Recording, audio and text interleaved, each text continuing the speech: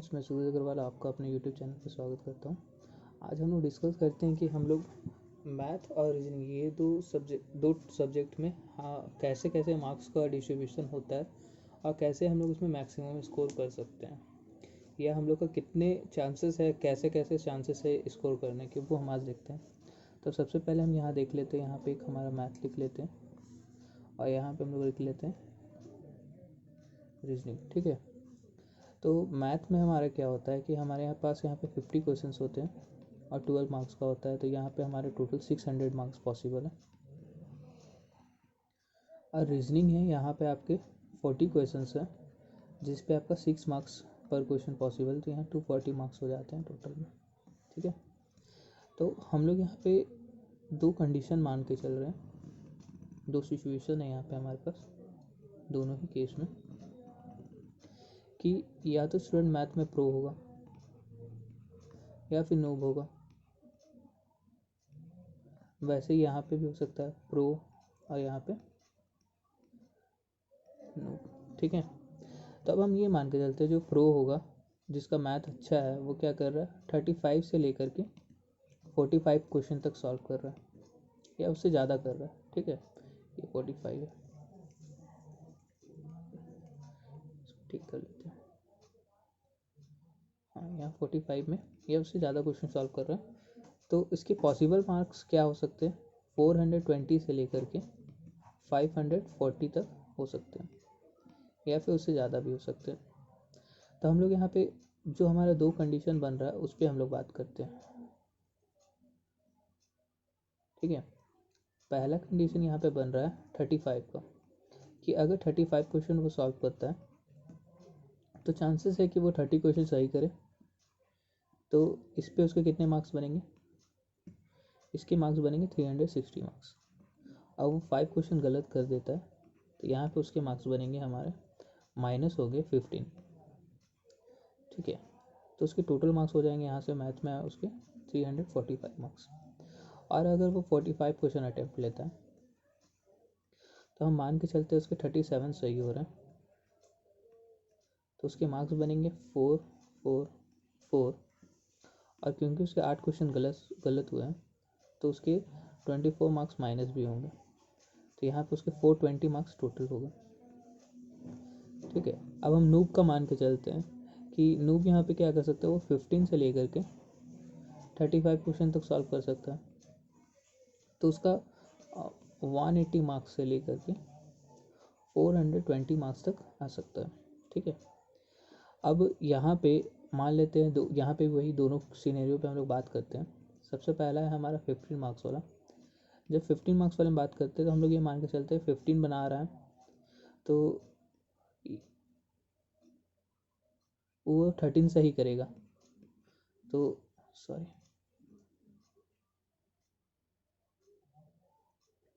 वो जब 13 सही करेगा इसमें तो उसके मार्क्स बनेंगे यहाँ पे 156, और जब 2 गलत करेगा तो उसके यहाँ पे 6 मार्क्स माइनस भी होंगे, तो यहाँ से उसके मार्क्स बन रहे 150। और जब वो 35 क्वेश्चन सॉल्व करेगा तब उसका यही वाला सिनेरियो आ जाएगा कि 30 पे 340 मार्क्स आ जाएगा उसका यहाँ पे। अब हम लोग आते हैं रीजनिंग पे। रीजनिंग पे अगर हम लोग देखें तो अगर वो 40 क्वेश्चन सॉल्व करता है तो वो 40 क्वेश्चन होते हैं टोटल, तो मान लेते हैं कि जो प्रो होगा वो 30 से लेकर 35 क्वेश्चन तक सॉल्व कर सकता है, तो हम लोग यहाँ पे रख लेते हैं उसके मार्क्स कितने आएंगे 180 से लेकर के 210 तक आ सकते हैं। ठीक है, तब हम लोग यहाँ पे फर्स्ट कंडीशन के बारे में थोड़ा डिस्कस कर लेते हैं कि अगर वो 30 क्वेश्चन करता है तो क्या होगा।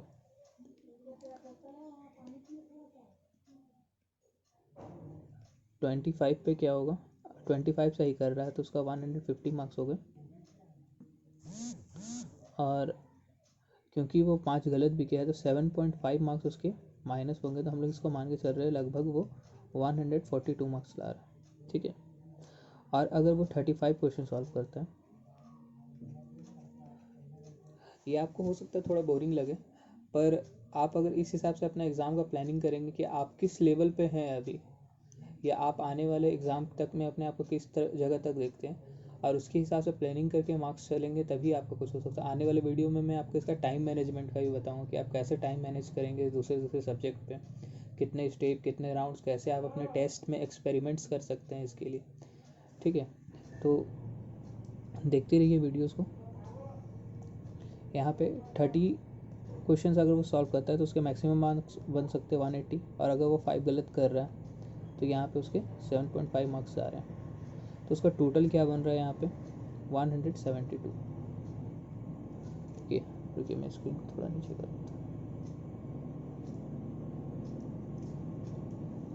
अब यहाँ पे आपका ये दो बन गए 142 और 172। अब हम लोग नूब का बात कर लेते हैं। जो वो होगा वो कितने क्वेश्चन कर सकता है, 20 से लेकर 30 क्वेश्चन तक सॉल्व कर सकता है। तो 20 क्वेश्चन में आपके क्या होंगे 120 मार्क्स से लेकर के आपको 180 मार्क्स तक आ सकते हैं। ठीक है, 20 वाले में क्या होगा कि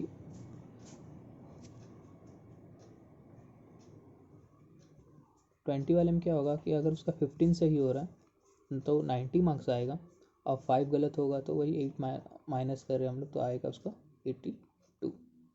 और अगर 30 वाले में हम लोग ले रहे हैं तो 25 सही करेगा, सॉरी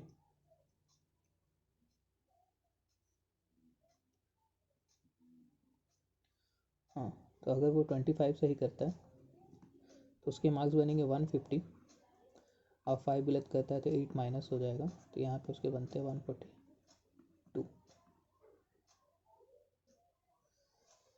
यहाँ तक तो आप लोग समझ गए होंगे कि यहाँ पे क्या बात हुआ। अब हम लोग उस स्टूडेंट्स के बारे में बात करते हैं, स्टूडेंट की कैटेगरी के हिसाब से बात करते हैं कि यहाँ पे क्या क्या हो सकता है।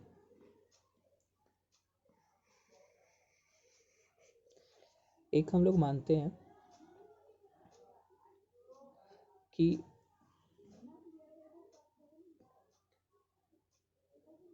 यहाँ पे अगर हम लोग देखें तो मैथ में हमारा क्या क्या मार्क्स बन रहा है, हाईएस्ट 420 बन रहा है, मीडियम 345 बन रहा है, और मिनिमम 150 बन रहा है हम लोग का। वैसे अगर रीजनिंग में देखा जाए तो रीजनिंग में हमारा बन रहा है 172, 142 और 82 सिर्फ। ठीक है, ये हमारा कैटेगरी बन रहा है।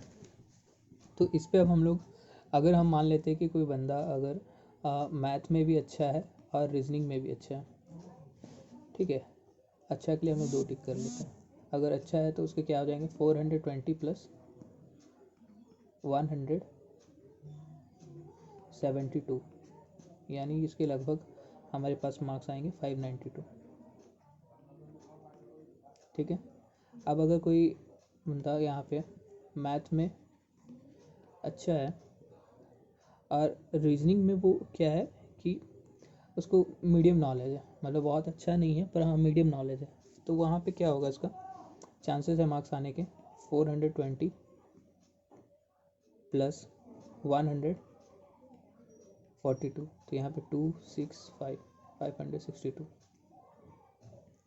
अब यहाँ पे अगर हम मान रहे हैं कि कोई मैथ में अच्छा है पर रीजनिंग उसका उतना अच्छा नहीं है, तो यहाँ पे उसकी क्या पॉसिबिलिटीज़ है 420 प्लस 82, यानी यहाँ पे हमारा आ रहा है 502 मार्क्स।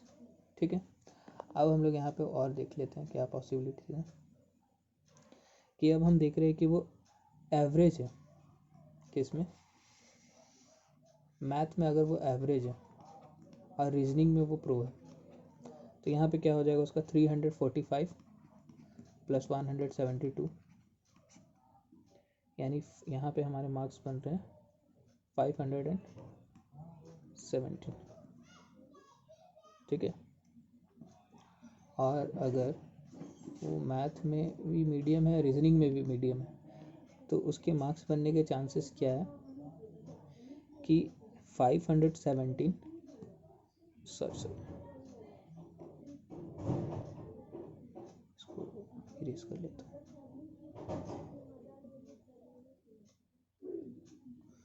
हाँ, अगर वो दोनों में ही मीडियम है तो क्या होगा यहाँ पे कि उसके 345 प्लस 142 आएंगे, यानी क्या हो जाएंगे 487। और अगर यहाँ पे अगर वो एवरेज है मैथ में पर रीजनिंग उसका वीक है, ठीक है, तो उसके मार्क्स बनने के चांस क्या है, 345 प्लस 82। तो जो ये वाला बंदा होता है ना, वो ले आता है हाईएस्ट कॉलेज, मतलब जो 3 टॉप फर्स्ट 2 है ना, वो ये फर्स्ट रो वाले ले जाते हैं टॉप 3 कॉलेज, ठीक है। उसके बाद जो ये वाला कैटेगरी होता है वो लोग को भी मिलते हैं, मतलब सेकंड थर्ड में अगर कैटेगरी में है तो वो आ जाएगा ये सेकंड थर्ड कॉलेज में। तो आपको उसी हिसाब से मेहनत करना है, इसलिए मैंने ये वीडियो बनाया। मुझे पता है ये वीडियो मतलब उतना इंटरेक्टिव नहीं हो पाया, पर ये आपको ये इन्फॉर्मेशन देने के लिए आप कैसे तैयारी करें, आपको किस जगह रहना है, ठीक है। यानी अगर आपका सिर्फ मैथ अच्छा हो जाता है, क्योंकि वो हाईएस्ट मार्क कंटेनिंग करता है, अगर आप मैथ में अच्छे हो जाते हैं तो आप अच्छे कॉलेज में जा सकते हैं, टॉप 3 कॉलेज में जा सकते हैं। अगर मतलब टॉप 5 एनआईटीज़ में आप इतने पे जा सकते हैं। अगर आपका मैथ एवरेज भी रहता है, रीजनिंग आपका ठीक रहता है, तो भी आप टॉप 5 एनआईटीज़ में जा सकते हैं। मेरा जो मार्क फॉर रिव्यू वाला हटाने के बाद था वो इस कैटेगरी में था, ठीक है, मतलब मैथ एवरेज, रीजनिंग ठीक, ठीक है। तो 427 मार्क्स तक आपके बन सकते हैं। अब हमारा इसमें और क्या पॉसिबिलिटीज़ हैं कि हम मान के चल रहे हैं आपका मैथ ही गंदा है, कि आप मैथ में उतने अच्छे नहीं हैं, तब क्या होगा कि आप मैथ में आपका आ रहा है 150 मार्क्स, यानी आप मैथ में ही कमज़ोर है पर आपका रीजनिंग बहुत अच्छा है, तो आपका 150 प्लस 172, यानी यहाँ पे 257 मान ले रहे हैं आपका, यहाँ 322। ये मैं आपका बात कर रहा हूँ एग्ज़ाम तक का। एग्ज़ाम तक जिस दिन आप एग्ज़ाम लिखने जा रहे हो उस समय आपका ये स्थिति रहा तो आपके ये मार्क्स आने के पॉसिबिलिटी है, इसमें कम ज़्यादा हो सकता है, पर ओवरऑल जो मार्क्स बनाने का सिस्टम होता है वो यहीं से निकलता है कि आप ऐसे ऐसा करेंगे तो आपके मार्क्स आ सकते हैं। तो हो सकता है कुछ लोगों को ये बोरिंग लगे, पर अगर आप इस पे ध्यान देंगे तो शायद आपका काम आ सकता है। आप इसके हिसाब से प्लानिंग करके अगर पढ़ाई करेंगे तो कि आपको किधर ज़्यादा जोर देना है आपको खुद समझ में आ जाएगा। यहाँ पे 150 अगर आपका मैथ में आता है और यहाँ पे रीजनिंग में आप एवरेज रहते हैं तो आपका वन यहाँ पे 42 प्लस करेंगे तो यहाँ पे आपका हो गया 292। अगर हम मान रहे हैं आप मैथ में भी कमज़ोर हैं और आप रीजनिंग में भी कमज़ोर हैं तो भाई सीधी सी बात है आपको फिर दिक्कत है। यानी आपको 150 यहाँ से आ रहा है और 82 यहाँ से आ रहा है तो आपके हो गए 232। अब यहाँ पे बची बात कि हमारा कंप्यूटर और इंग्लिश कहाँ गया, तो हम ये मान के चलते हैं आपके कंप्यूटर में सब के लिए एक मान के चलते हैं कि कंप्यूटर में आपका 80 में आप लोग 40 स्कोर कर रहे हैं और इंग्लिश में आप 80 में से 20 ही कर पा रहे हैं, यानी टोटल आपका यहाँ से 60 प्लस करते चल जाइए सब में। तो यहाँ पे आपका बन रहा है 652, यहाँ पे आपका बन रहा है 622, यहाँ पे आपका बन रहा है 562, यहाँ पे आपका बन रहा है 577 और यहाँ पे आपके बन रहा है 547, यहाँ पे आपका बन रहा है 487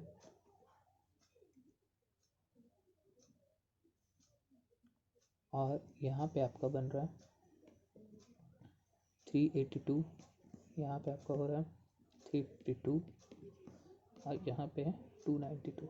यानी आपका अगर टोटल रेंज देखा जाए तो आप एक लमसम मान सकते हैं कि 652 से लेके अगर 292 तक आपका मार्क्स पॉसिबल है अगर आपने एग्ज़ाम के लिए आप एग्ज़ाम में बैठ रहे हैं तो, ठीक है।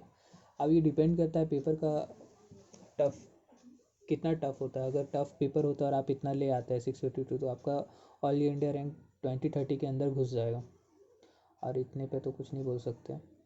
ये लास्ट लाइन वालों को एनआईटी मिलना मुश्किल होता है, यहाँ तक वाले को एनआईटी मिल जाता है, जो यहाँ तक है ना सेकंड लाइन तक, यहाँ तक वालों को एनआईटी मिल जाता है, चांसेस होता है कि उनको एनआईटी मिल जाएगा।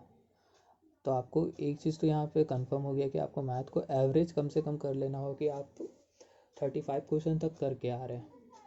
अगर आप मेरी बात करें तो मेरा करीब 530 मार्क्स था और 298 रैंक था ओवरऑल। तो मैं इसमें भी इस कैटेगरी में भी नहीं, इस कैटेगरी में था मेरा, कह सकते हो। ठीक है, कि दोनों चीज़ एवरेज, तो 298 मार्क्स था, 298 रैंक था, ठीक है। और मेरा अगर आप मैथ में पूछे मैंने कितना क्वेश्चन सॉल्व किया था, तो मैं 39 सॉल्व करके आया था, पर मार्क फॉर रिव्यू में कुछ चले गए थे, तो आखिर में 34 बचे थे, और मेरे उसमें सही शायद 30 बचे, एग्जैक्ट याद नहीं है मेरे को, यही एवरेज था मेरा। तो यही हिसाब से आप अगर प्लानिंग करके चलते हैं कि आपका 3-4 से ज़्यादा क्वेश्चन गलत नहीं होना चाहिए, मैक्सिमम आप 5 तक अलाउ है, लेकिन एग्ज़ाम आने तक आपको कोशिश करना है कि जो आपका नेगेटिव मार्किंग है उसको आपको ख़त्म कर देना। मैंने यहाँ रीजनिंग में टच किया था 28 क्वेश्चन, और 28 में मेरे 28 सही थे। कंप्यूटर में मैंने 8 टच किया था, तो 8 में से 3-4 मार्क फॉर रिव्यू में चले गए थे, तो जितने बचे थे वो सारे सही थे।